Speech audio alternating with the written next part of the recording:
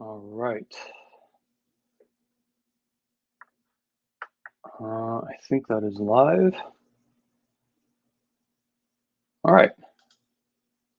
Okay, we're live. Hey, everyone. Happy Sunday. Thank you for joining me in the session for our 37th week of live sacred space. Welcome. Hope everyone is safe and healthy at home, wherever you are in the world today. And I want to say that as with every week, all throughout the 37 weeks, all throughout the, 9 or 10 months we've been doing this, I remain honored to be with you in this time of sensitivity and uncertainty. And I look forward to sharing time with you in our shared sacred space together today. So the things we want to do today are a couple of things. The first is I'll go ahead and set sacred space as I have done every week. And then we'll talk about our overall topic. And our topic for this week is Introduction to the Trickster Archetype. Introduction to the Trickster Archetype, which I'll talk about in just a little bit. We'll have a little bit of an exercise around that. And then we'll go ahead and close sacred space. So we'll get started and with setting sacred space. And I'll start as I do every week by saying that our intention here is to create and make a space devoid of fear, threat, and control in order for us to open to higher guidance from within our own selves, however we define that. It could be intuition, visions for the future, ambitions, humble kind of, welcoming and receptions of, sort of divine direction, however we define it. But in order to do any of this, we would like to make a safe sanctuary space for each of us here to be able to relax and surrender with no feeling of danger or threat, so that we can partake of the emotional nourishment and the spiritual nourishment that comes from being in sacred space together as a group. And in opening sacred space today, I will propose, as I do every week, that we all go ahead and follow the principles, the 4 principles of Presidian sacred space. And those 4 principles are, number 1, confidentiality. So what happens in sacred space stays in sacred space, right? Standard Vegas rules. But here online, the feed and stream is open to the public. The replay will be open to the public. And so the way we do confidentiality here is through anonymization. So if you would like to be anonymous, you don't have to, but if you would like to be anonymous, you would come into the Crowdcast stream. If you're not already in there, it will ask you to register for free, but then once you register, you go into the edit profile function. And then you just change your username to Donald Duck, Mickey Mouse, Harry Potter, what have you. And then you continue chatting, asking questions as you like. But there's no pressure to participate at all. And we'll get to that as well. So the first principle is confidentiality / anonymization. The second principle of sacred space is that there is no threat or controlling of each other, no inciting of fear, no fixing, no tough love. There is none of this kind of, I'm doing this for your own good. This will hurt you more than it hurts. This will hurt me more than it hurts you. None of sort of the finger wagging.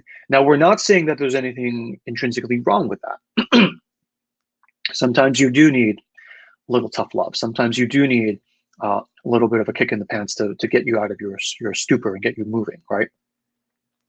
But because those are actions of control and threat, well-meaning threat, but still threat, and actions which seek to spark a little bit of fear in you to get you moving, nothing necessarily wrong with those. They're often overdone, obviously. But because they are of the realm of fear, threat, and control, they belong in the realm of the profane. And we are in the realm of the sacred as we move into the space together, only if you want. where we've said the only defining characteristics of the space we're in are that it is devoid of fear, threat, and control. So in this space, devoid of fear, threat, and control, there's no threat, no controlling, no fixing, no tough love. We are here to hold space for each other, to be however we actually find ourselves, whether we even realize it or not, whether we think it's good or not, to acknowledge how we are. And today's talk about the trickster will touch the jugular of that very issue. To be afraid, to be anxious, and to feel weak or incompetent about that, or to feel justified in feeling afraid or anxious. To be happy and relaxed, and be okay that I'm happy and relaxed in this time of everything going on in the world. Or to be happy and relaxed and feel very guilt-ridden and obligated. And however you feel, to not try to change it, but to basically leave it alone and hold space for that. The third principle is no commerce. So nothing may be sold or recommended or suggested in sacred space. I can't sell you anything. Nobody else can sell you anything. It's just, not what we do here. But it's not just selling things for money, but any kind of recommendation or suggestion as well. So if I say, I had a cousin who had that exact same problem and she read this book and it fixed her right up. So here's the book. You should read this book as well. However well-meaning that may be, however actually helpful that may be, sacred space is not where we do that. Right, back out in the profane, I can say, hey, check this book out. But even when I recommend something to you for free, there is an implicit threat, right? There is an implicit threat and a bit of fear to say, like, well, if I don't take your recommendation, maybe that would have been the key. So I better do this or else. And that finger wag is the thing that we don't do in sacred space. So the way we say it here is that we are here for your energy, not for the things you bring. We are here for what you are, not for what you do or provide. And the fourth principle is that there is no expectation of participation. So there's no pressure to do anything or participate in anything or chat or talk or participate in any exercises we may suggest. Again, the nourishment comes from the held space and your presence and attention, from what you are, not from what you do or provide. You can come and go as you please. You can be watching and be checking your phone, eating, preoccupied, doing laundry, whatever. It doesn't matter. We're here for you to come and go as you please, as you feel so moved, with no expectation of participation. And the beauty of shared sacred space is that all of us together who get that and do that will tend to amplify that effect. So it's almost like we're coming together to create this huge feast of emotional nourishment and spiritual nourishment that is larger than any one of us could ever gorge on, right? It's just too much, hopefully, right? So that we all partake of it as we like, and we come and go as we please. So this is what I propose. And if you are not okay with this, that's totally okay. We will give you a moment now to withdraw from the group. And we'll still catch up with you later in profane space and hang out still. I'll still be sending you emails, I'm sure. No worries at all. No worries at all. So what I'll do now is just pause for a second to give you a moment to make your selection as to whether you would like to proceed with us together formally into sacred space. And if not, you can withdraw as well.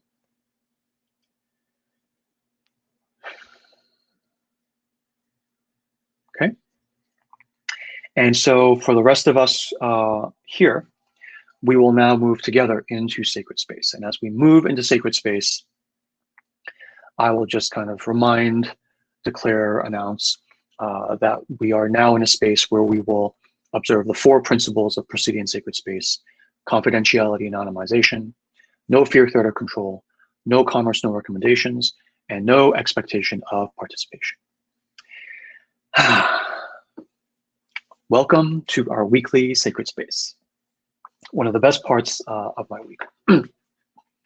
All right, so let me make sure the feed is working. Hopefully the sound is okay. So what I want to do today is I want to talk about a topic that is near and dear to my heart.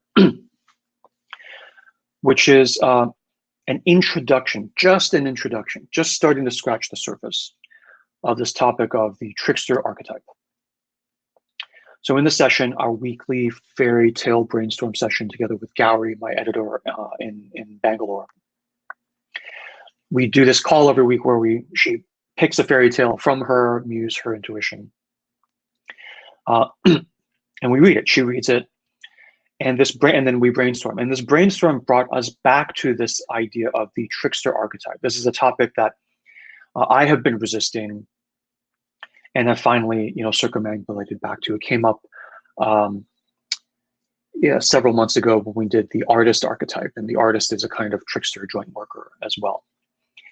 But this idea of the trickster archetype as this powerful life force within us, right? Within us, that then gets reflected in the outer world in the form of, artists and other figures, which we'll get to, that will tend to confound our fear of transformation and bring us back to face the deeper truths that we have buried in our inner selves and also typically in the outer world.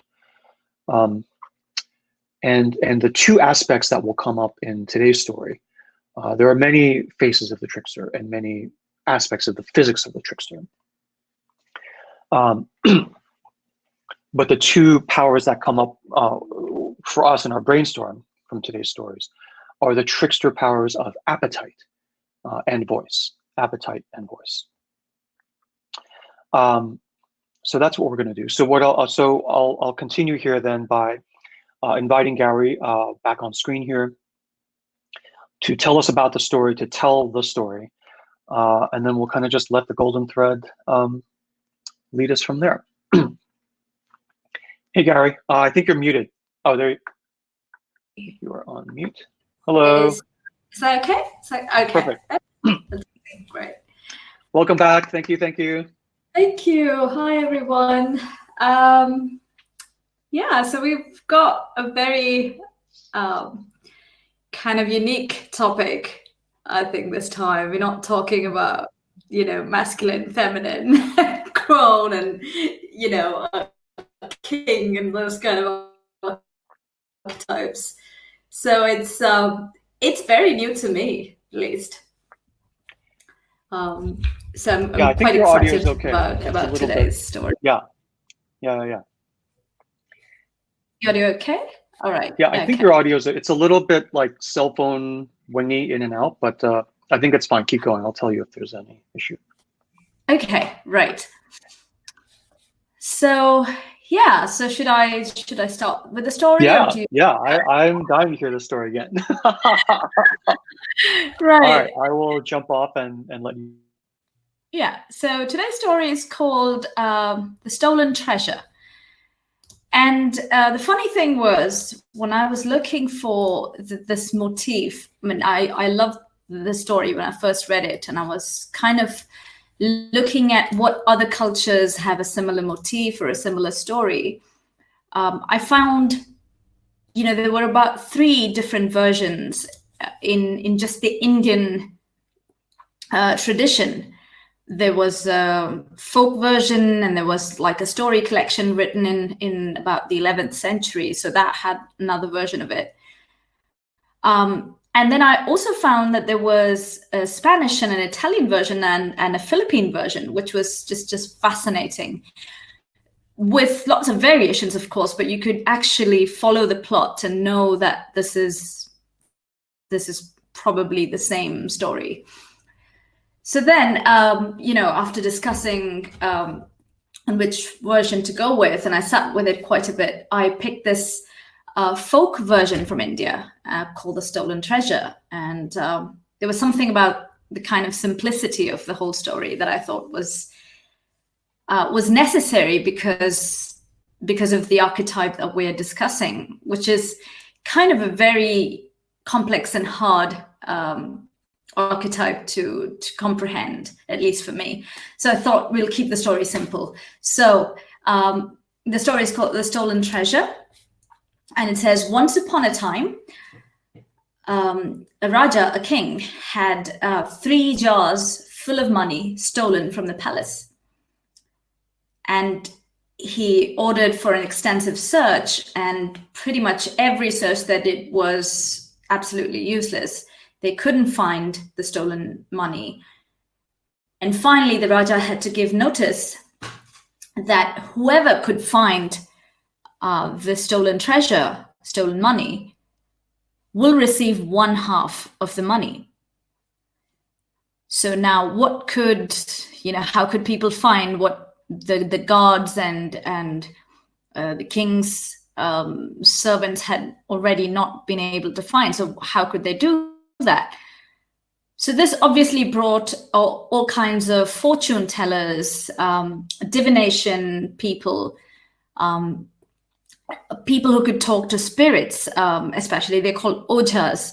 So these ojas came to the palace to try their hand and to see if they could find the treasure. But nobody could find it. But the fact was that this money was actually stolen by 2 of the Raja's own servants. So it really helped that, they were so close, because every time someone came and offered to try and find the money, these servants, the thieves, could keep a close watch. And they knew beforehand if they were getting on the right track and, what was going on. Now, not far from the main city, there was a certain tricky fellow, the story says. And this man, from his boyhood, had always been up to very strange pranks. And when he grew up, he had married the daughter of a rich village chief. And at the time when all of this was going on, the Raja's money was stolen, his wife was on a visit to her father, the village chief. And she'd been there for some time, and he had decided to get her back home. Now, on his way, he stopped to flirt with a girl he knew in the village. And the result of it was that he didn't get to his father-in-law's house until it was quite late in the day. It was quite dark. And so no one actually expected him to turn up at that time. So when he approached the house, he heard his wife's relatives, the family, talking inside. And from their conversation, he learned that they had killed a chicken for supper, and that there was enough for each of them to have 3 slices of chicken and 5 pieces of vegetable that was cooked with it. So there was all that talk going on of supper. So then this guy opened the door, went in, and surprised the entire household. They were surprised because he came in so late. And then he told them that he had dreamed that they had killed the chicken and they were having a feast and there was enough for everyone. So, they were going to have 3 slices of chicken, 5 pieces of vegetables. So now he came to have a share. And at this, the father-in-law, was surprised, taken aback, and embarrassed. So he couldn't do anything but to have another chicken killed and, give him supper. Now, it was astonished. Everyone was surprised at his powers of dreaming and a kind of divination. So he then told him what happened at the Raja's palace, and he insisted that he should definitely go and try to find the Raja's money. So obviously this trickster is a bit taken aback, but now he couldn't get out of it because he's already claimed that he has all these powers. So the next morning, he and the father-in-law set out to the Raja's palace. And when they arrived, they were immediately sent to the 2 guilty servants to help them freshen up and serve them some refreshments. So then the trickster and his father-in-law had a meal, and the trickster was washing his hands after eating, and he has absolutely no clue how he's going to tackle this. But he's just had a nice meal. So he then says, well, find or fail, I have at least had a square meal. And it so happened that the two servants were called Find and Fail. And when they heard what this guy said, they thought he was actually speaking of them, saying, find or fail, I at least have had a square meal. And they thought this guy had found out already by some kind of magic that they were responsible for the money, for the stolen money. And this just completely confused them. And they were nervous, and they took the trickster aside and they begged him not to tell the Raja that they were the thieves. And this obviously surprised the trickster, but he kind of kept his cool and he said, okay, tell me where you've put the money. And they told him that they'd hidden it in the sand by the river, and please don't tell the king. And the trickster promised them that he will not reveal their guilt on condition that they show him where to find the money when the exact time came. So they were just relieved to hear this, and they promised him that, and then they took him to the king. Now the trickster pretended to read an incantation, and he picked up a few mustard seeds and said some spells, and then pretended to read something out of it. And then he took a bamboo and he went along the river, tapping the ground with it.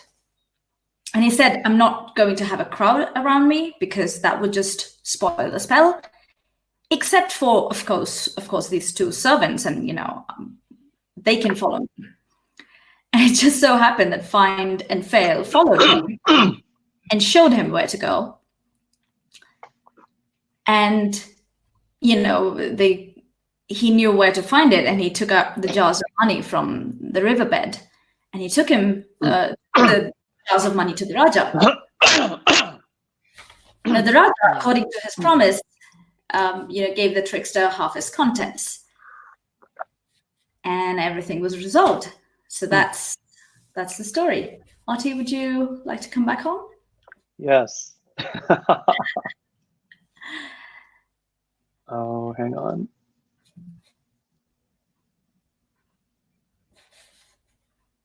Sorry, you can hear me, right? Yeah, I okay, can hear all right, you. there we go. Okay, there we go. There you are. Thank you. Good job. I love that story. Yeah. So, as we did when we read this last week, as happens with, I think, every single one of the stories you brought me so far in this 2 or 3 month series now. Yeah. My first reaction was like, huh? That's it? That's the end of the story? Yeah. And so before I dive in, let me ask, where did you enter that story? Well, it was very clearly a trickster story, and I'd been looking for something that I wanted to do on the trickster. I remember we first discussed if we wanted to kind of just do a talk on the trickster archetype, or would you want to do it with a story?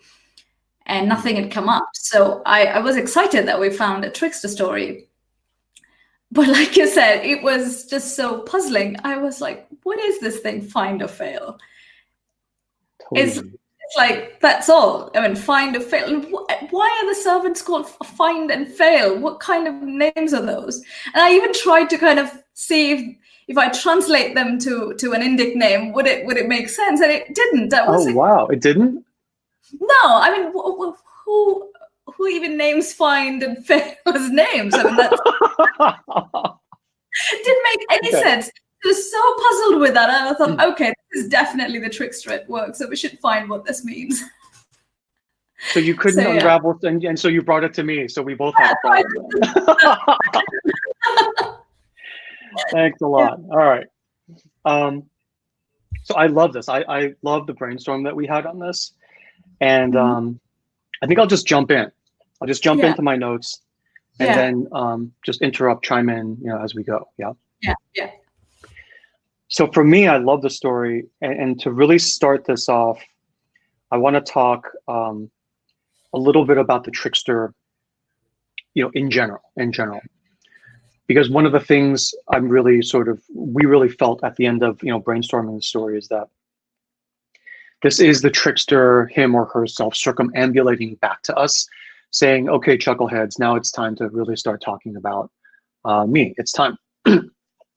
And so I want to start by making a couple of comments about the trickster archetype in general. One of the hallmarks of a trickster story is that it tends to be very hard to read it allegorically, right? I mean, one of the things we talk about in past sessions here is the difference between reading a story or a dream or a life situation allegorically versus symbolically. Allegorically is more profane, right? Where it's like, and the moral of the story is, always be good to your parents, never lie, cheat, or steal, right? And it's kind of like a fear, threat, control kind of thing. Whereas symbolically is, there is no moral of the story. It's just blah. It's just a state of affairs that is so. It doesn't care for you to understand or not understand. Just like a tree doesn't care if you understand it or not. It is there. It is just doing what it's doing, minding its own business. And it's almost part of what's, restorative and nourishing about nature, because you go in and there is none of this. There are no intentions pointing in all these directions. In the natural world, it is reality just exploding as it is. And you can participate in it or not, but it's not trying to do anything to you, usually. And so a trickster story will tend to force you or nudge you to get into the symbols, because there is no allegory to kind of get a toehold or foothold. In this story, for instance, it's like, so what is the lesson? The lesson is that you should flirt with the girl in the village. You should, do this dream con thing for chickens. The trickster did not know, there was no like overarching kind of strategic initiative or objective going on here. He was just kind of going from like stepping stone to stepping stone, not knowing where it would lead. And we'll talk about that. What is the vector he's following, right? But there is no overall grand moral of the story, right? And that makes this that's one of the many things that, creates this neon sign around the story saying it's probably a trickster story. And so when we talk about the trickster, there are many different dimensions of the trickster, such that no one story or session, or even book for that matter, could ever really capture it entirely. Gary has been asking for months to do a session on the trickster, and I was like, it would take too many sessions to cover it. It's just so like enormous. My head hurts just thinking about how we would even approach it with like a kind of conceptual framework or whatever. So we left it alone. And then now, many months later, she brings this story from her intuition that starts to reveal one sort of aspect of the trickster. Now, the trickster is an image, is an archetype that shows up in every world, culture, and tradition. In the tarot, it's the Fool card. Not limited to the Fool, but mainly the Fool card. In the deck of regular cards, it's the Joker, whom we try to leave out of our orderly play back and forth, right? Or we leave in as a wild card, can become anything. In the North American native tradition, it's Hoyote, it's Coyote and Raven. In the Greek tradition, it's Hermes, Hermes, Mercury. The Roman name for Hermes is Mercury, and of course Odysseus. In the Hindu tradition, it's the young Krishna, the butter thief Krishna, but also the older Krishna, the sort of Athenian-like, war strategist, right? And in the Norse tradition, it's Loki, of course, but also very interestingly, certain aspects of Odin. Odin or Wotan, right? They are interchangeable. They're basically different pronunciations of the same deity name. And so the job of the trickster is impossible to capture in a set definition. It's in the nature of the trickster to be uncatchable, at least permanently. To be uncatchable, you can catch hold of him or her for a moment, but then you lose them again. Okay. So I'm not here in this talk attempting to capture the trickster. I wouldn't want him or her to be upset with me, and I wouldn't want to draw their sort of attention or irritation. Haha, right? So I just want to give you a little bit of the flavor, very, honorifically, right, of the trickster, as I understand it in my journeys. And I do this as an act of honor to the trickster, as an act of praise and an act of propitiation. Okay, so this is my humble offering. Okay, so with all that said, and with all honor to the trickster, the job then of the trickster, one of the jobs, is to get things moving, is to keep things loose, right, and to prevent things from stagnating. From the artist archetype talk several months ago, we talked about the trickster as the joint of things, as the hinge, right, as a joint worker, an artist as a joint worker, as a trickster. As in a door hinge, the thing that makes the thing swing forward or backward, you don't know, right? If something's double jointed, look out. It could move forward as you push it. It can come back and hit you in the face.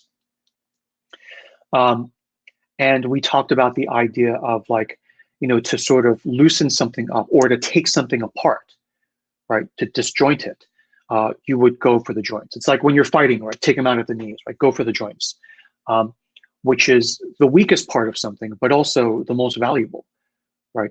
I mean, my fingers are useful because they are articulated artists, right? They are articulated, they are jointed, but that's also what makes them fragile and vulnerable. So it's this two-faced sort of double-edged kind of thing.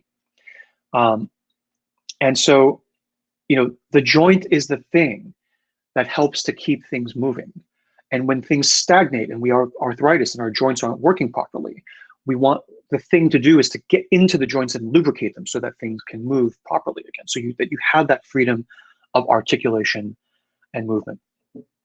In the larger world, in a person's life, for instance, it's just when you think you have everything in control. Everything's locked and loaded. I've got my career all set. I've got my relationships all set. Everything's all set. That's exactly the point, right? Where you, depending on the severity of the stagnation you're in, right, or the severity of the rigidity you have built around yourself as a protection, that's exactly the point, metaphorically, where you get into a car crash, right, minor or major, that gets you to, wake up or think about things or reflect on things, or that gets you to sort of randomly call your friend, or you get a call from a friend that you haven't spoken to in years and decades. And another sort of door, another hinge is sort of worked in, and things start moving and you start rethinking your position on certain things. So a key superpower of the trickster is cunning, right? And of course, trickery. We saw that in the previous story, the sort of role of cunning, where you can use cunning to squirm away from transformation. You can almost, the wet dream of the Apollonian kind of solar law and order world, right? Is that you use cunning to trick the devil himself or herself, right? That's kind of the wet dream of, in the Homeric ode to Hermes, which is a Homeric poem which is actually where we have a lot of the source material for the nature of Hermes, and for many of us, the nature of the trickster itself. The sort of opposite of Hermes is Apollo, his older brother. So they are brothers. And it's a story of how Hermes sort of is born intrinsically tricky and cunning, and fights his way and tricks his way to being accepted into the pantheon of Olympus. Right? Hermes is one of the last gods to be inducted into the pantheon of gods on Mount Olympus. And the Homeric hymn to Hermes is the story of how he got there. There's a lot of trickery, a lot of exchange of gifts and superpowers with Apollo, which is like law and order, right? But in the end, they are brothers, and they make up, and they're fast friends. They give oaths to each other. They give gifts to each other. The lyre is invented in the process. Basically, the guitar, the modern day guitar, what is the modern day guitar, is invented in that exchange. So all kinds of beautiful things like emerge when Apollo and Mercury Hermes kind of collide and engage and interact. So the wet dream of the Apollonian side, right, is what happened in the Devil's Bridge, where the devil, Hermes, like comes and builds you a bridge, and then you trick it and you don't give him his just reward. But of course, through circumambulation, he will come back again and again. Typically with the voltage on the cattle prod turned up and up and up and up until you finally, pause your life, or, apocalyptically stop your life to hear the message that he is trying to bring. So you can use cunning to squirm away from transformation, but it's also the cunning of the trickster that forces you back into transformation. Bad luck, accidents force you back into transformation, even when you think you just avoided it, right? And to call something, oh, it's just bad luck, oh, it's just an accident, oh, it's just a random coincidence, right? This medical diagnosis has no bearing, absolutely no bearing on the fact that I hate my job and I hate the current direction of my life. Scientifically, you can't make any kind of sciences of the light. It's of the Enlightenment. It's of the Apollonian realm, right? Our attempt to control and predict fear, threat, and control the natural world. That's one way of looking at the archetype of science. And of course, the Hermetic side is the side that science can't. We call it mere chance. We can't just call it chance. We call it mere chance. We try to dismiss it and minimize it. But every experiment, right, is a fallacy. It's basically we cut off all the things that we can't predict. And we say, we don't go so far as to say they don't exist. We just say, we don't care about that now. We're not interested in that. We're going to do just this, where everything can be predicted. And everything outside of the predictable world, we just say, well, it's just the chaos out there. We don't know anything about it. And we try to sort of push that out. And so I'll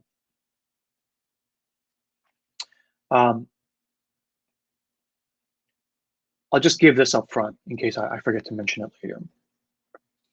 So if you see Hermes and Apollo here, right, the trickster and sort of law and order, as equally valid, right, then the natural sort of course from that would be to sort of wish to avoid pissing either of them off, right? You don't want to upset or irritate or incur the wrath of either of them, right? And so just really upfront, I'll just say, as kind of a wrapper to the trickster, I mean, there's a lot to talk about in the story, and I will. But one of the quickest thumbnail things you can do to sort of like realign yourself with the trickster figure, only if you want, is to basically take things that happen. You stub your toe, you spill your coffee. Oh, the meeting got canceled where you were going to sort of ask for a promotion. Oh, woe is me, right? And you rant and you rave and dreams that come to you, sleepless nights that come to you. Instead of seeing them as bad luck and railing at them, you say, oh, okay, is this a sign? Is there a message that's coming to me? Is this the trickster trying to get my attention? If so, it's like, I'm not going to diminish you. I'm not going to call it bad luck or just a dumbass coincidence unexplainable by science. I'm going to flip the tables. And just as we take science and push chance aside, every now and then we need to push science aside, just in our minds, and open ourselves to chance and say, okay, I've got my pen and paper out. You have my attention. Congratulations. My leg is in a cast now from my skiing accident or whatever it is, metaphorically. You have my attention. Congratulations. Now, in order to, hopefully propitiate you, right, to satisfy you, to not continue sending me these FedEx envelopes of like bad luck, to try to head them off a little bit, I would like to receive your message. What is it you would like to say to me? Can we just can you just tell me what you want me to do? And, I'll consider it. There's no need for those kinds of, escalations or tactics. But one would only have that kind of attitude toward this chaotic, uncontrollable side of life if they have the archetype where these things that happen, right, and we'll examine the physics of how these things happen from within us via the story. where these things that happen are not minimized, they're not dismissed, they're not invalid, they're not barbarians, right? But actually they are valid in our world. And when they knock on the door, when they text us, when they call us, it is impolite and ill-advised to just ignore them, let alone go back, spit on them, insult them, kick them, and then come back into your home. I mean, that's just asking for trouble, right? And it's unnecessary because all of these forces around us, they love us, right? Your liver, your heart, all the life forces within you, they love you. I mean, why would their interests be not aligned with yours, right? I mean, if you die, they die. And so everyone's in the boat with you. Everyone has a stake and interest in you living your best life and thriving and all of that. So why not talk to everyone that you encounter within your own world, right? So anyway, so in this story, you see a couple of the physics, principles of physics of the trickster that come into play. No single story can show all aspects of the trickster, but in this story, as I read it, the first hallmark of the trickster that comes out is the role of appetite and desire, right? The trickster is driven by appetite. At first, the trickster, right at the beginning of the story, spends half the day flirting with a girl in the village. That's appetite. That's appetite, right? Why do you want to learn guitar and be a rock star, young man? Right? Is it for the money? There are easier ways to make money, right? Obviously, it's quote unquote for the girls. That's the cliche, right? Why do you want to start a company and make money, right? It's all about sort of appetite for validation, to make a mark in the world, to have people know who you are. All of this is driven by a kind of appetite. So the first hallmark of the trickster is appetite. The trickster spends half the day flirting with a girl in the village. That's appetite. Then he comes late to the in-laws' place, and he overhears the situation with the chicken. And then he makes up a story about the dream to get a full chicken for himself. He doesn't just want to come in and get his share of the, sort of 5 people getting a piece of chicken or whatever. You notice that when he comes in with, this sort of con man conning you with his con, right? As Hemingway once said. He comes in, and when he does his con, right, the father or the mother, I forget, the family doesn't just give him a share of the current chicken. The family kills another chicken and puts another chicken in the pot. And of course, by now, everyone else is already full. So he basically gets an entire chicken, not 1/5, but an entire chicken all to himself. So that's appetite.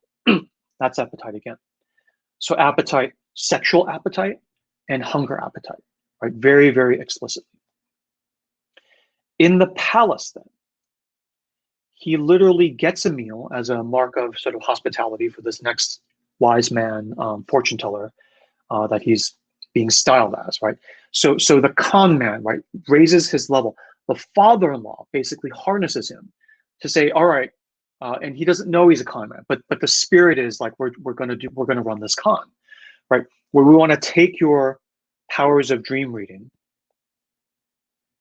take you to the palace, and go get us some money and prestige from the Raja, right? That's why the father-in-law. So the father-in-law is kind of driven. The father-in-law is more like an Apollo, less like a Hermes. He's sort of driven by appetite, but in this roundabout kind of, I want appetite and I want chickens and everything, but I don't want it in the sort of, wretched, grasping way. That's too honest, right? I want to go and, serve the Raja and retrieve this thing and be the hero.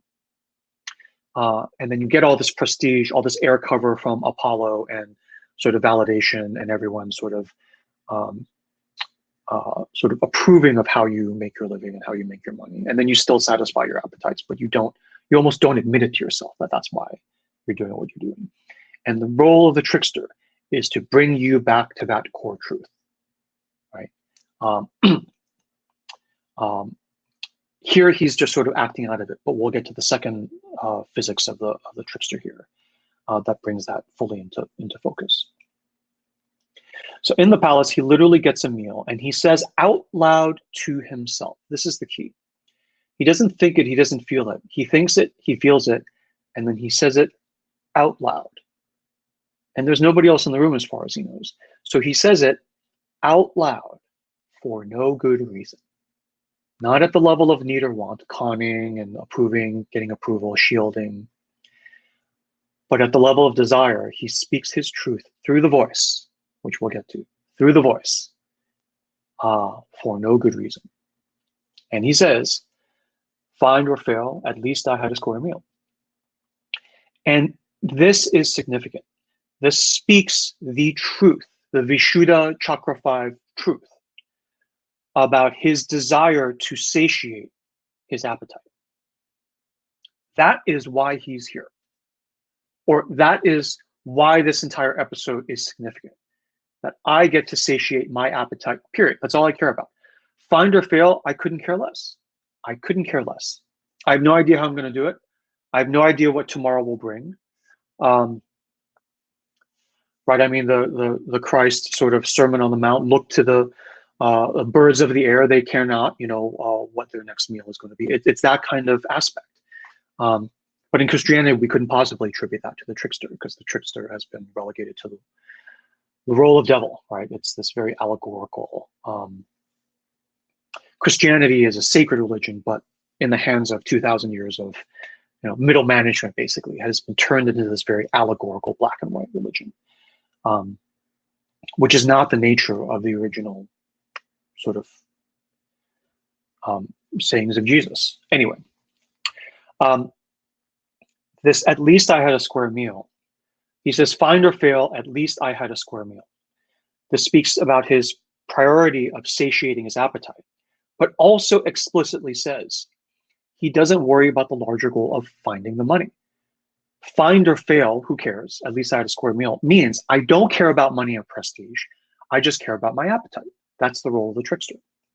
More than prestige or money, the satisfaction of appetite.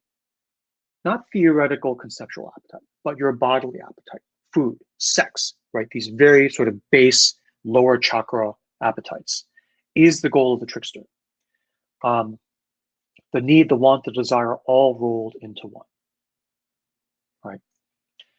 Because at the basis level, what this brings us to is this, we said in the 7 chakras talk, and Gary, I don't know if we should put the links up for the artist talk and the 7 chakras talk, as we mentioned them here, for people to circumambulate their ways back to. Is that we talked about the base root chakra, the Muladhara, where I just want to eat, not even to win, not even to conquer, not even for pleasure or desire. I want to eat just to continue surviving, right? This Muladhara root chakra, just continuing my existence. I just don't want to die, right? Is actually linked to the 7th chakra, which is unconditional, like full enlightenment, unconditional existence, where you realize you are the unity, you are the one. There is no difference between you and everything. And the link there, right? So we think of hunger as like, well, you need food or else you'll die, right? Or else you'll die. But at this deeper level, there is this question of why are you actually hungry? Yeah, I know you need food and you'll die, but why are you hungry then? Right? Why do you need food? Because you'll die. Well, why do you need to live? Right? Because I have this desire, this hunger, this appetite to live. Yeah, but why? Right? I have to continue living, but why? And the answer is, so when we say I have to continue living, it's like, oh, it's very basic, it's not spiritual at all, right? It's a need thing, it's not a desire thing, it's a lofty desire thing. Because the desire is like, for no good reason, I just like the things I like. But then when you come back to the root of why do you need to eat? I need to eat to live. Why do you need to live? The answer actually is for no good reason, right? It actually makes no difference to me if I drop dead in the next moment. I mean, definitely if that happens, then I'm dead. I don't care anymore. Right? It actually makes no difference. So when I do have appetite to continue living, when I do have appetite to continue eating, right? the hidden trick at the root of it is that that is desire too. That is spiritual too, because I have my appetite and desire to continue living, also for no good reason. No good reason.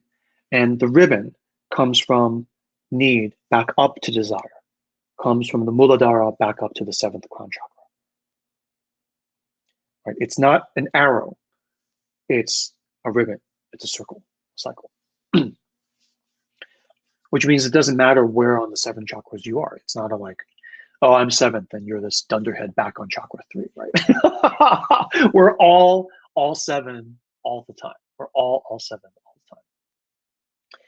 the time. So part of what the trickster reveals here is that even in the rudimentary, shameful, naughty things, like flirting and sexing and wanting a square meal, he wants these for no good reason. He shares this root of wanting these things for no good reason with the highest desire of bliss, because you also want your bliss for no good reason. And this is the highest expression of, in the 4 yogas talk we did, right? Karma yoga, which is action for its own sake and without any mind to the fruit of the action. Right? You do things for their own sake for no good reason. You follow your bliss. I'm doing these healing talks because it's my bliss. Why is it my bliss? I don't know. Why am I doing them? I don't know. I'm doing all this, work, all this sort of hoo-ha, everything for no good reason. And that's okay.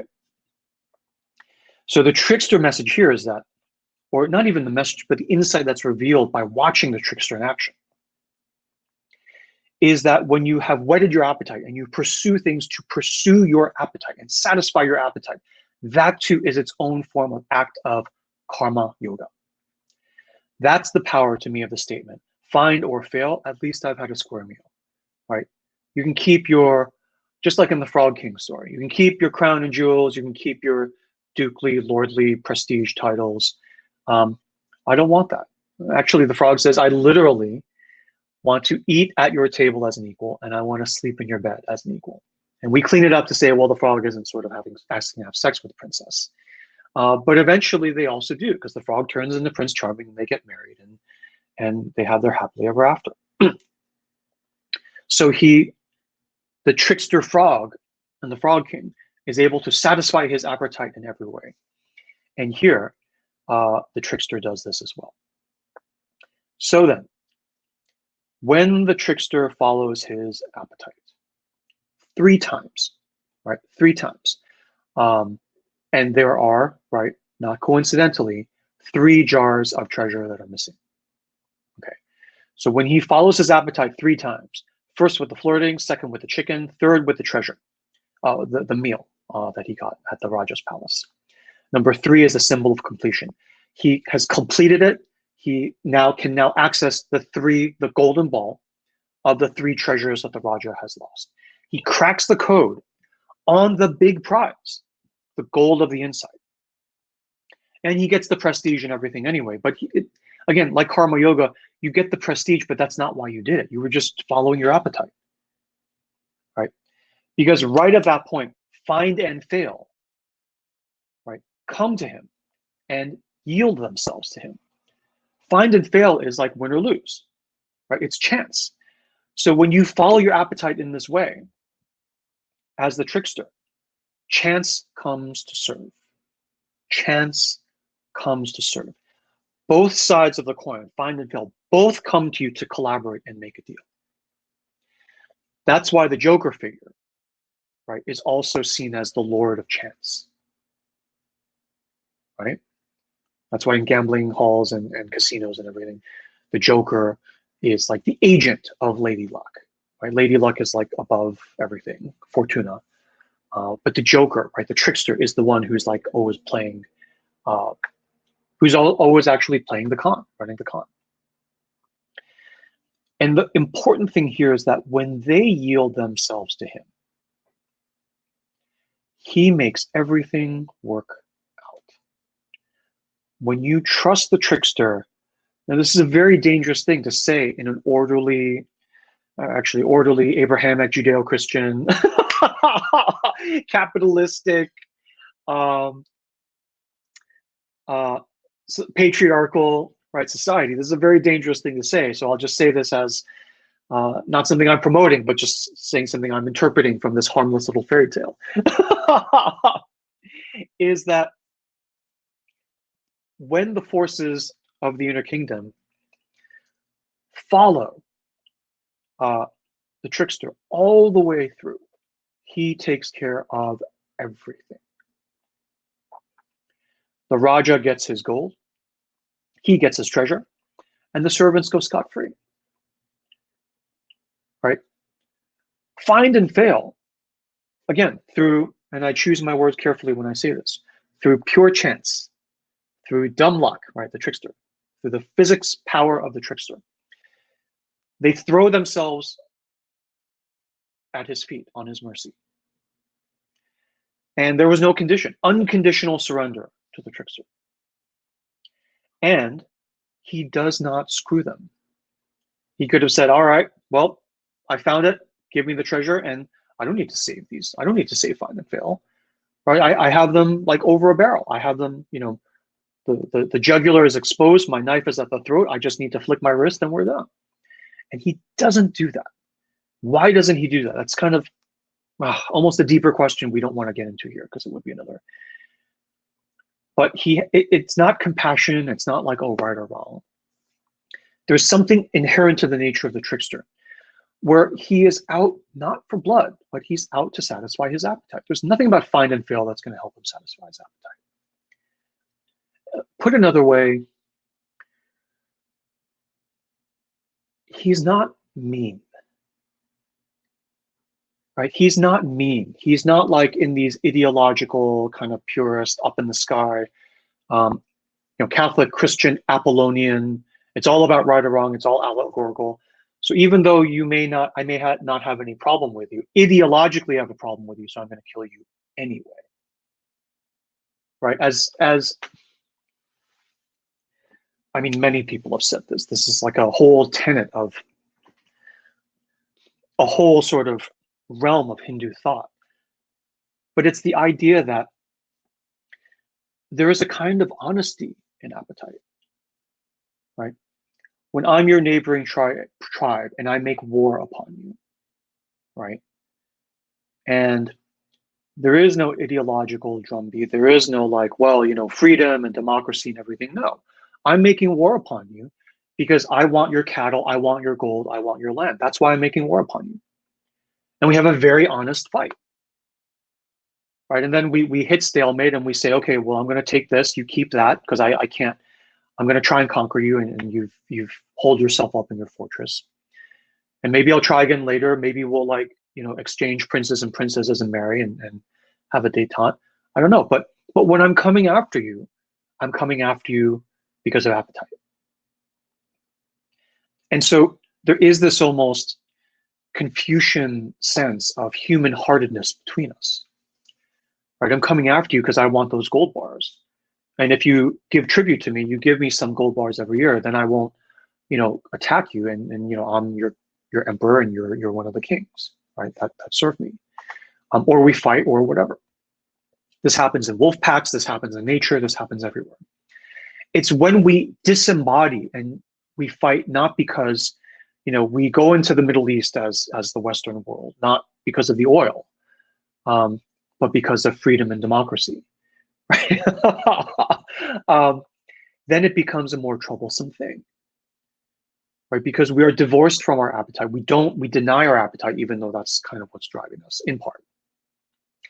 And the problem of waging war from an ideological point is that it divorces us from our bodies, which then means it divorces us from our kinship, our siblingship, our brotherhood and sisterhood with each other. Right? We lose the human-heartedness. I have to exterminate you as a people because ideologically, I have to cleanse the earth of your kind, your race, because that's why I'm waging war on you. I'm not waging war on you because I want your cows, right? And that's a much more devastating kind of thing. And I would argue, unnatural thing, because there's no trickster there anymore. It's all Apollo. And I mean, I would argue the Greek Apollo would be aghast at this kind of ideological sort of extreme. right? Pure evil comes from going too high and too pure, too disembodied. And you're moving numbers around the paper and you don't even realize they're attached to actual human bodies and human suffering, of which you are kin to. Right? So the important thing here, archetypally, is that when they yield themselves to him, he makes everything work out. And just like in the Devil's Bridge story, it's the devil, the trickster, that enables us to reconnect with our embodied self. The Raja gets his gold, he gets his treasure. The servants, again, like many stories we've talked about already, everyone deals in good faith. Right? The servants don't try to trick him. He doesn't trick the servants. He's like, tell me where the gold is. And then, all right, and I'm going to do something. And then at the right moment, you'll just know what the right moment is. Tell me where the gold is, and then everything will be fine. At the right moment, Find and Fail could have said, we don't know where the gold is, off with his head, right? There could have been all of this palace intrigue, but everyone dealt with each other. This is within you now. Your own inner trickster, your own inner Find and Fail, your own inner Raja, your own inner father-in-law for that matter. And we'll get to that. Everyone deals with everyone else in good faith, and everything works out okay. And it's okay during certain seasons of your life to follow the lead of the trickster and deal with him or her within you in good faith. And so because we did this, it wasn't find or fail. It was this third thing. But the trickster gets both find and fail. It's like we say, black or white, find or fail, God or devil, good or evil. The trickster always comes in and splits the difference. It almost transcends the duality of opposites, right? And finds this transcendent third thing. It reminded me of this trick of so my daughter is in film school in Southern California, and they have this thing, this plot sort of technique when they teach screenwriting and basically storytelling.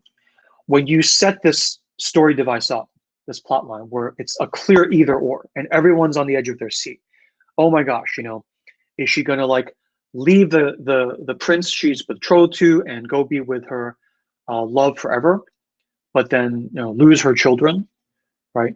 Or will she stay, have her true love be executed, but live a long, prosperous, and ultimately miserable life? Right? This isn't an impossible choice between the two. It's black and white. It has to be one or the other. And the technique they teach, this is just a screenwriter sort of storytelling thing, is that the resolution of this either or choice is neither. It's this third thing.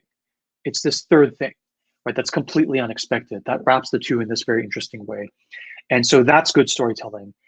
And a good storyteller is itself a kind of artist and a kind of trickster joint worker. A good storyteller.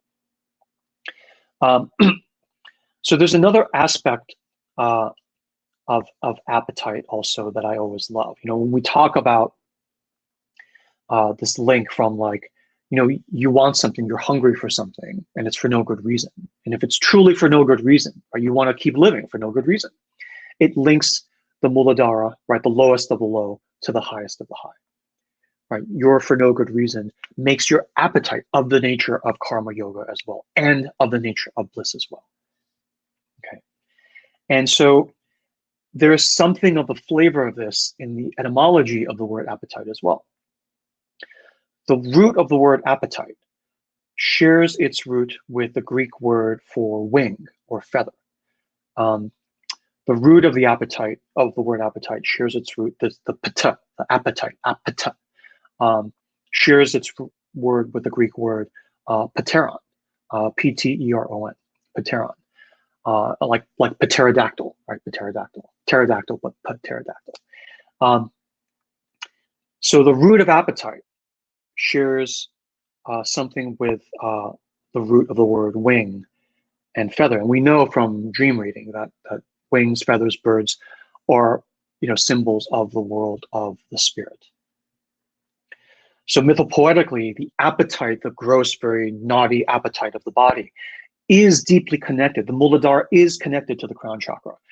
The appetite of the body is connected to the capability of flight of spirit. Right? The basest leads you back to the most, I guess, spiritual is what we can call it, the most sublime, the most ethereal. A more crass, sort of commonsensical way of saying it is that necessity is the mother of invention, right? In our society, medicine, vaccines for global pandemics, semiconductors, railroads, social media empires, online shopping empires.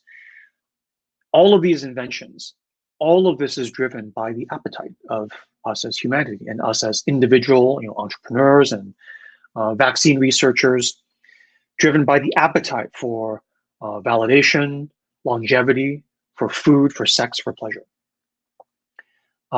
And I mean, what I've just said is like the most perfectly basic statement in all of humanity, right? But the reason you have to say it out loud like that and do a story like this to bring you back to that is that once we attain these heights, we tend to deny its roots. Right? We tend to deny that we are embodied beings. We say, no, I'm an intellectual, right? I don't worry about taking out the garbage and all of these things. But somebody does take out the garbage. You just look the other way when it happens.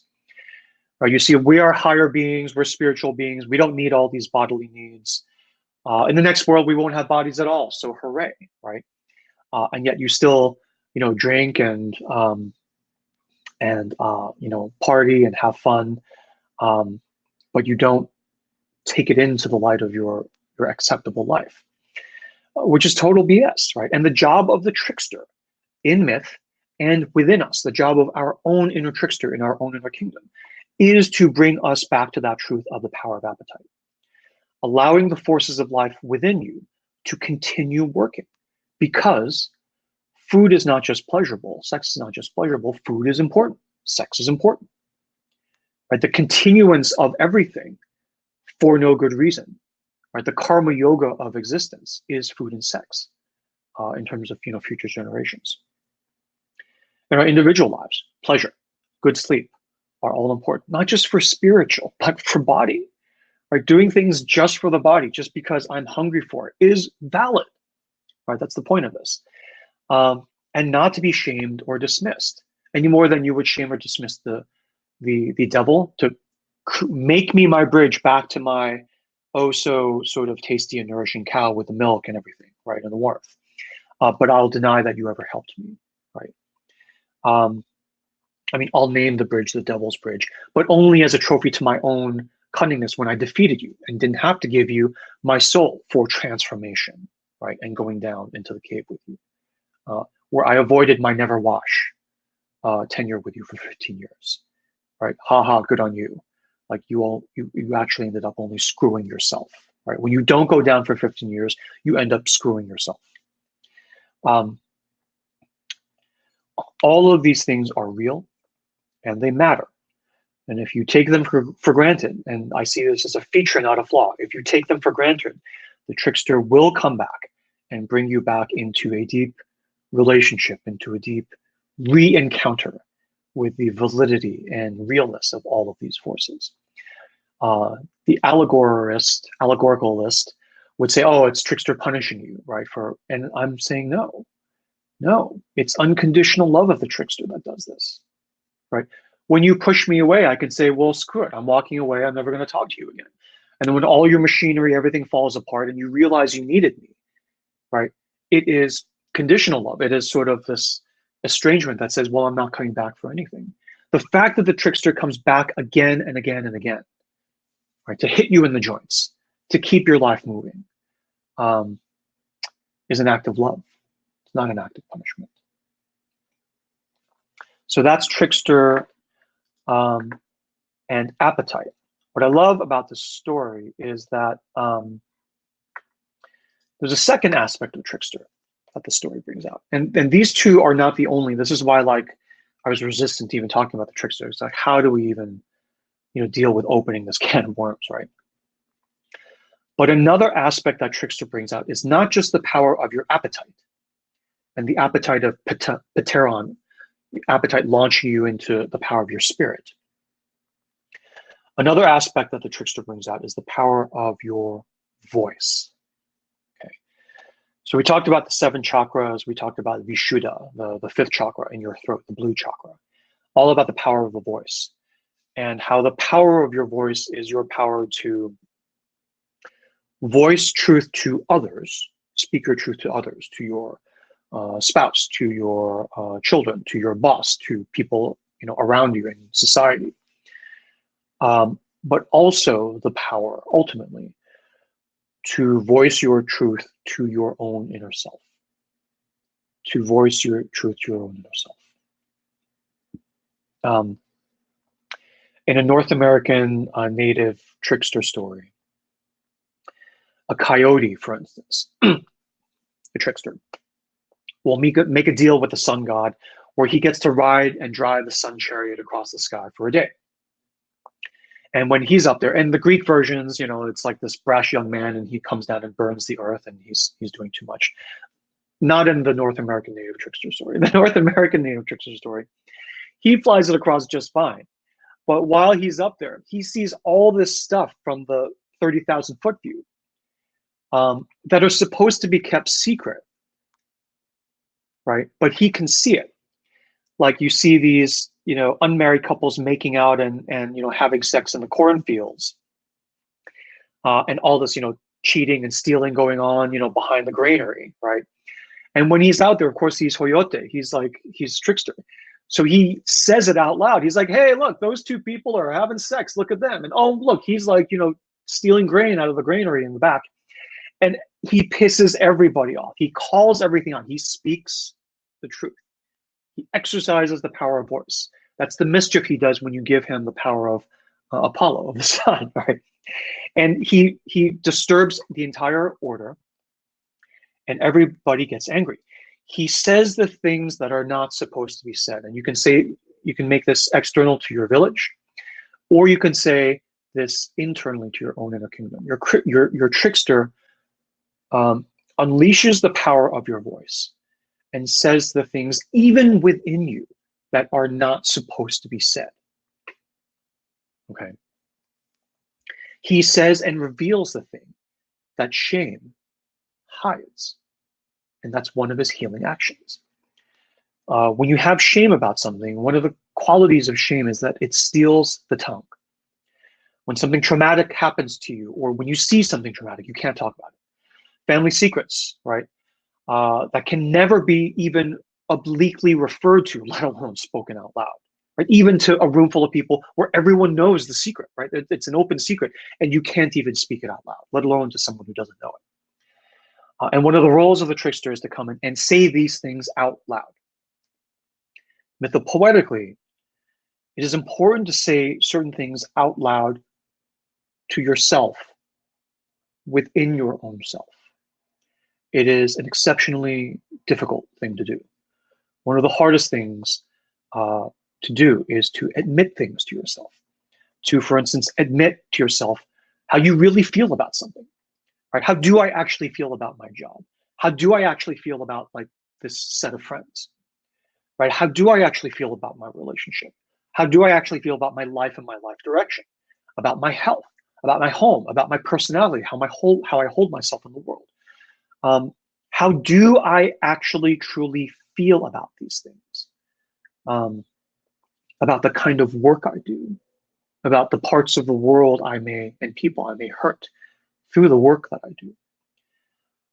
How do I actually feel about these things? Not how should I feel, but how do I feel? And I mean, even here, right? And one of the nourishing aspects of this sacred space here that we've been holding for 37 weeks now, right? We say this in the beginning of every sacred space session, is that you are here in this space in order to be however you actually are. Right? And you will not be interfered with, you will not be lectured to or intervened or told what you should do, or else. You should do this or else you will not be well, or you will not be healed, or you will not be a good spiritual person, or whatever. This here is a realm devoid of fear, threat, and control, where also then you can speak your truth to your own inner self about anything safely. And the way it happens here in the story, the stolen treasure story, is that he is in the realms of prestige and money, in the Raja's palace, being fed and nourished by the Raja himself in his palace. Right? You're literally actively being nourished by the prestige realm, by the power realm, by the profane realm, the realm of fear, threat, and control. This is like you're an oil executive, like sort of, or whatever. You're some kind of corporate executive, strip mining, the forests of the Amazon, like killing villagers, but they're just numbers on paper. And you don't say to yourself what you actually feel about all this because you're busy being fed by the Raja. And in the palace, he says out loud, this is only his first visit, so it's not like he's been there for decades. He says, well, that was a nice meal, but I don't really care about find or fail. I don't really care about whether we hold this corporate title, whether we keep this corner office or whatever. And I don't care about doing the right thing either. I don't care about perpetuating this corporate atrocity. I don't care about burning down the corporate atrocity. It's not allegorical. All I care about is I had a square meal. I don't care about prestige or wealth either way. All I care about is about satisfying my appetite. Now, that's not the only voice within you, obviously. There are other voices, but that is a voice, and it is a valid one. When he says this out loud to himself, that's what unlocks everything. Servants go free. He gets his money. Raja gets his treasure back. Everybody wins. It's very hard to do this, to speak this truth to yourself. But when you do it, everything unlocks. Everything unlocks. When parents and grown-ups are in a family, a Thanksgiving sort of gathering, sitting together, it's often the child or the 2-year-old child who blurts out the uncomfortable truth, right? Why does Uncle George smell like stale beer, right? Why is Auntie so-and-so crying, right, in the corner? Everybody squirms. In the Chinese tradition, a mischievous kid is literally called a little ghoul or ghost or an imp. In Chinese, 小鬼, right? My mom always called me 小鬼. I can hear her voice saying it to me right now. So the power of the trickster, appetite and voice, without apology. One last thing I want to bring out here is this idea of the father-in-law, right? Because the father-in-law is like, for those of you who do healing with me, the bully board member, right? He's the straight and narrow. He's prestige. He's like doing everything the right way. He's the Apollonian. He's the Apollo here. And the minute he spots this dream reading talent of his son-in-law, immediately he wants to use it, harness it, put a saddle on it, and ride it to prestige and power. He says, all right, son, good job. You get your chicken. When you're done, we're going to the Raja's palace because, have you been reading the paper? Have you read the paper? And the tricker's like, no, I don't read the paper. There's this prize. He's lost 3 sort of jars of treasure, and we're going to go. So it's the father-in-law that whips him toward the Raja's palace. The trickster does not go there of his own accord, seeking fame, seeking to make his mark. Right? His appetite's already fulfilled. He got his chicken. Right? He just flirted with the girl in the village for half a day. Right? So he's good. He's all good. But it's Apollo, right, who says then, okay, we're going to do this next thing. I'm going to yoke you, yoga, I'm going to yoke you and harness you and squeeze all of this performance out of you according to the template. You could be a 10-year-old child and they say, oh, you're actually a good writer, right? So you should write all these novels and win us a Nobel Prize. Oh, excuse me, I meant win yourself a Nobel Prize. But then we get the bragging rights, right? Now note that at the beginning of the story, the Raja has lost 3 jars of gold. But more importantly than that, he's lost prestige and there's a threat to his power. Right? Because when you're a Raja and you lose 3 jars of gold, it's not that big a deal. I mean, you've got plenty of gold. You can just raise taxes and get more gold.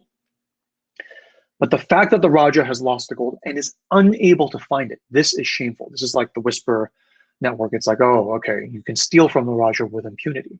That's not okay, right? So not just his wealth, ego power, but also his prestige. And this is akin to like losing the golden ball in the Frog King story that we tell on a sort of sidetrack. And Gary, we might want to put that one up as well. You've lost your golden ball. You've lost the sort of insight. You've lost the sort of core of yourself, which is, your power, your prestige, all this. And in the Frog King story, the trickster, the frog, comes and offers you this deal to get your golden ball back. But here, the trickster doesn't show up to help you find your 3 pots of gold. He doesn't care. He's off flirting and getting chicken just fine. It's the father-in-law. It's the bully saying, like, we want money and prestige. We want recognition. We want all this other stuff that harnesses the son-in-law to try and get it. And he goes along with it. He goes along with it. There's a side note here that I'll just sort of share with you too from my notes.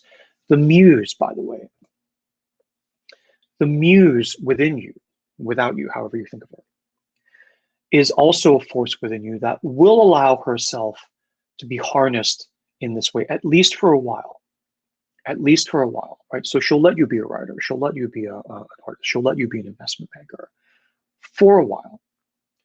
But you never actually come in full union with your muse, in my experience, until you fully surrender to her and follow her, not for your own objectives and even appetites, but you follow her come what may, right? You surrender to her and whatever her whims and appetites are, not your own plans around ambition or anything, right? But you follow her whims and what she wants. And often she won't even tell you what she wants. She'll just guide you. She'll just show you the next step and you'll follow, just like in this trickster story. Everything is being presented to him in real time, right? Stepping stone to stepping stone to stepping stone. Now, why would you do this? Right? Why would you do this? Why would you surrender yourself to the muse? Well, one thing I mentioned was so that you can come in full union with her. But why would you even want to come into full union with your muse anyway? And the answer is, of course, for no good reason. For no good reason. You desire to come to full union with the muse for no good reason. Even these live sacred space sessions, right? When I started them back in March of this year, I had no idea why I was doing it. It came to me in a dream. The muse just told me to do them. I sort of shut the door on her, ran away from her for a day, and then ended up circling back to her at the end of the day anyway. So, I mean, I started live sacred space sessions for no good reason. And even now, right, I just surrendered to the muse. And even now, 37 weeks later, I still kind of don't know why I'm doing these sessions. But, it feels good. I love it. It's definitely been generative for me in my life. I can point to all these different ways it has, quote unquote, benefited me in some sense. But, just like the trickster, no one thing I can point to really is the nut of it. It's definitely been generative in my life. I'm certainly, I mean, I can tell you it has not been productive. It has actually been counterproductive because it's actually impacted my business in certain ways where it's like, where I've lost several chickens in the process as well. But the point here is that even in my doing these sessions, it's blissful for me. Right? I do them. I do these sessions for no good reason. Right? I'm following the muse. I'm like, I don't know if I'm in full union with her yet. It doesn't really matter. I'm just kind of like following my nose. From girl in the village to like chicken to like Raja's palace. Okay. And the point here, at least in part, is that that's okay. That's okay. It's okay for us to do things for no reason. Because we are creators, we are not slaves. Right? If you're a slave, you can only be doing things for a reason because I'm paying you. Right? I'm paying you, I own you, right? So if you do something, it better be because I told you to. And if not, I'm going to whip you or whatever, right? But we're not slaves. So we are taught to enslave ourselves in many ways. But if you do something out of just desire, out of appetite for no good reason, and you accept that, then you accept the creator mode of your own inner self, right? I mean, who are we anyway, right? As Hemingway's wife once said, do we have to have a reason for everything we do? Does it have to be productive, everything we do? What is the production for anyway? If it's generative, it comes out of us, right? As a creator, acknowledging yourself as a creator, that's good enough. I don't need a second reason. I want to do this, and I don't need a second reason, right? And also, the trickster doesn't care about these outside reasons as well. When he exercises these powers, he just does them out of appetite. But then the next layer is when he voices this fact out loud, because without voicing, the trickster is just this like, blind mole looking for his next nut or worm or whatever, right?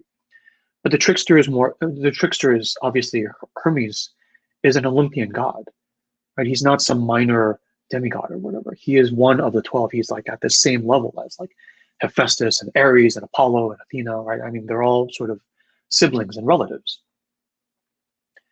So the next level is to do it out of appetite and to say out loud to yourself, you are doing it out of appetite. Mess with me, right? And that's okay. Find or fail, at least I got a square meal. That's what's important to me. And when he exercises that next level of power and knows why he's doing what he's doing and says it out loud, that's what unlocks the treasure. That's what brings chance itself, find or fail, to heal. H-E-E-L, heal, to serve you. Right? Unlock the Vishuddha chakra, say the truth. Don't care about the Manipura, loss of like winning, loss of prestige. And then you win, like as that writer example, you do end up winning the Nobel for literature because your books are like devastating, they're gripping. You speak your truth because you write so honestly and vulnerably. But that's not why you did it in the first place. You don't spill your guts out in order to win the Nobel. You spill your guts out for no good reason. And we tend to call this trickster a devil. And so this is a lost board, for those of you who do healing, this is a lost board member part of you. Right? The lost part of us is the one we demonize, we call a devil. But the first chance we get, of course, we try to outwit the devil and try to get him to give us money and power and bridges, right? Prestige, to build a bridge for us so we can use it for free without actually having to deal with the devil in good faith. And one of the reasons we have to call it the devil is because we have to justify the fact that we're dealing with him or her in bad faith. Right? Because if he was just this equal part of us, then we would be the devil. We would be the one who's in the wrong, the villain, the cheater, right? And there's all kinds of aspects around like, racial dynamics in the European world and in America that we could speak to about that, where, you have to demonize certain races, even in subtle ways, even if you're not openly enslaving them. Because if you didn't demonize them in some way, then you would have to come to the reality that as a society, we have in our past as America, we have enslaved, let's just put it simply, in the interest of time, we have enslaved Black men. And something that, like a James Baldwin, right, would say,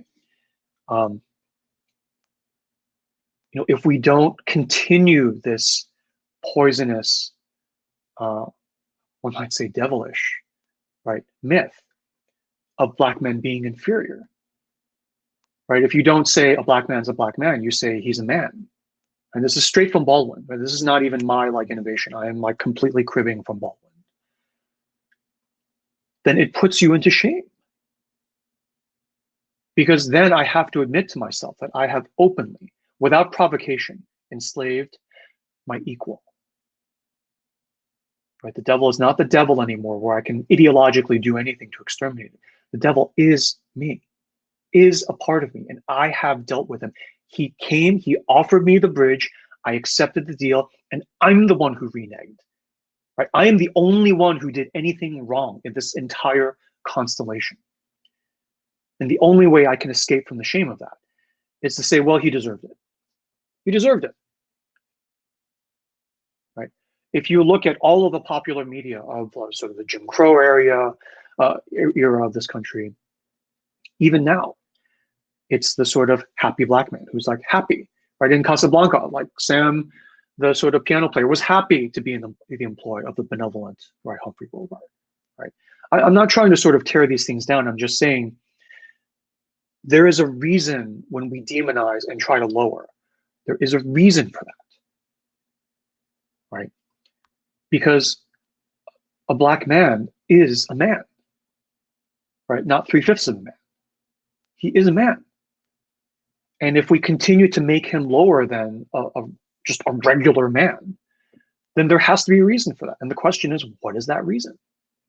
Right? And part of the role of the trickster is to say that reason out loud. I had appetite. My society, my ancestors had appetite that we were unable to control. We went and we enslaved. We got cheap labor. We built this country. And now, openly, very openly, we're trying to escape from that shame. Right? And we're always asking the Black community to like make it okay, make everything okay. Right? Why are you so bitter? Why can't you just make everything okay?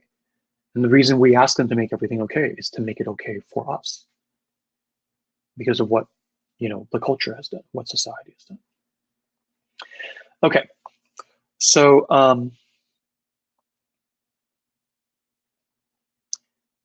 as a result of this, the devil, in one form or another, needs then to go into trickster mode as an act of love, not as an act of punishment. And this is actually very, I would call it James Baldwin-esque as well. In interviews, when you listen to him in the 60s and 70s and 80s, when white interviewers, well, why do you want, what do you want? And he's like, I'm fine. I want to live and not be killed, with impunity and interfered with. But also he would say to his white interviewer, I am your countryman too, and I worry about you too. Right? He's like, I have a flat nose, dark skin, and kinky hair. And I don't have any problem with that. It's you that has the problem with that. And the question is, why do you have a problem with that? Right? Why can't we all just be equal? And there is a reason for that, right? It's not that white people are like stupid, or people who identify as white are stupid. There is a reason for that. And when you get down into the reason behind that, it is that it is this attempt to escape from this intergenerational trauma and shame of slavery, and even before that, genocide. We're not even talking about the sort of genocide that happened before slavery. But this archetypal act of like, build this bridge for us, we'll use it for free, we don't want to deal with you, we want to sort of outwit you in our cunning way, with all of our cunning. Slavery is a form of cunning, Jim Crow is a form of cunning, treaties where we like give you some land on the reservations but then take the land anyway is cunning. Voter suppression in 2020 is cunning, right? And then the devil then needs to go into trickster mode to turn everything upside down, not as revenge or punishment. It's not allegorical, right? But as a necessary corrective and cure for you going too far in some way. This is the power and role of the trickster, right? Regardless of its form and age, of era of history, and whatever we choose to call it. The trickster is this valid life force within us. And ideally, these stories show us the pattern. Ideally, we work with it in good faith, as we have seen so many examples in the past couple months of stories of fairy tale and myths where we work with the trickster, with the devil in good faith. We go down into 15 years of never wash, and everything turns out okay. Right. Okay, so it's 11:35. Those are all the sort of major notes I had for this. Gary, do you want to come back up? I'd love to just, get your take on this. I've been talking for a long time. And you're on mute. Okay, there you go. Okay. Yeah, I mean, it's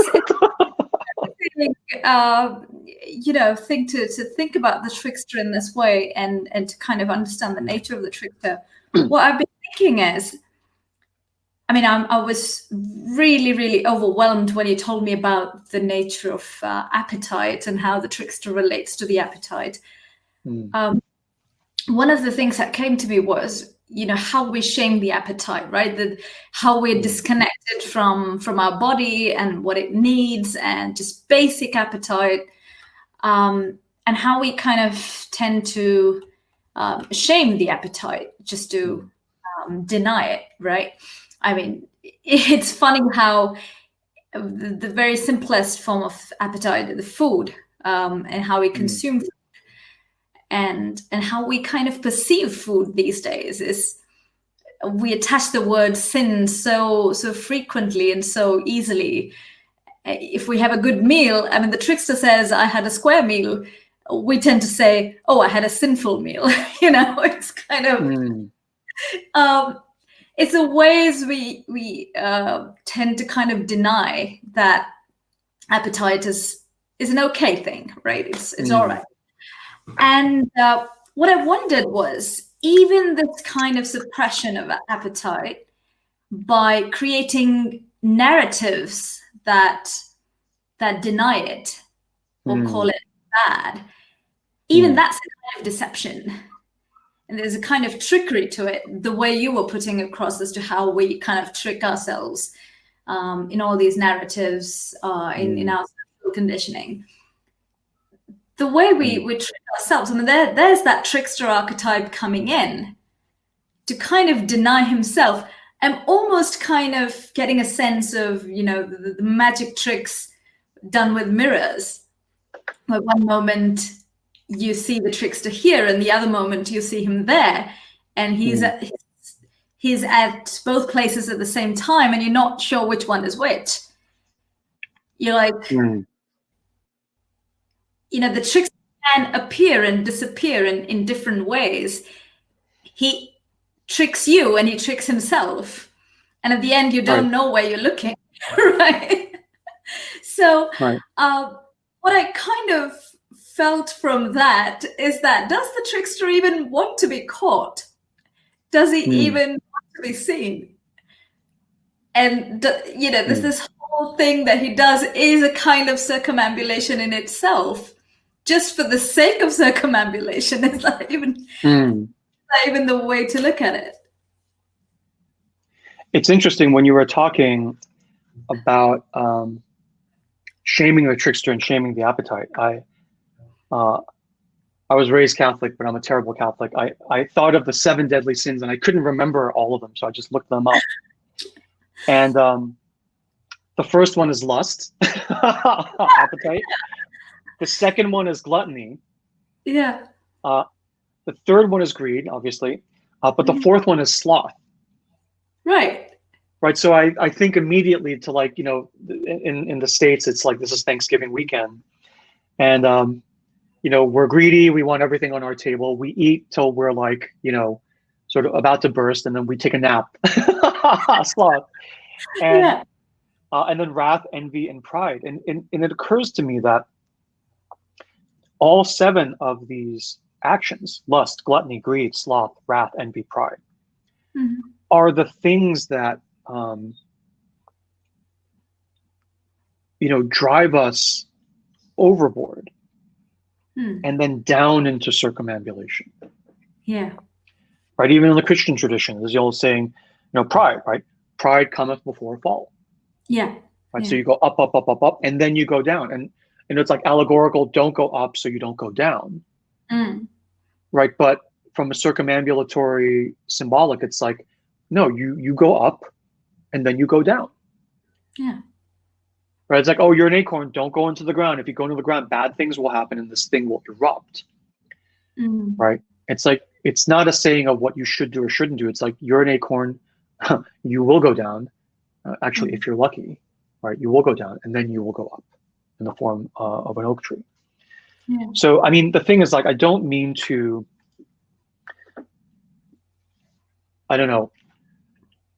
glorify or promote like the 7 deadly sins, right? It's more just sort of changing the lens or changing the archetype through which we look at ourselves. Yeah. Right? Because these are a part of us. It is human to be envious. It is human to be prideful and greedy and lustful. These are all human aspects, and is the way to engage and encounter these aspects of ourselves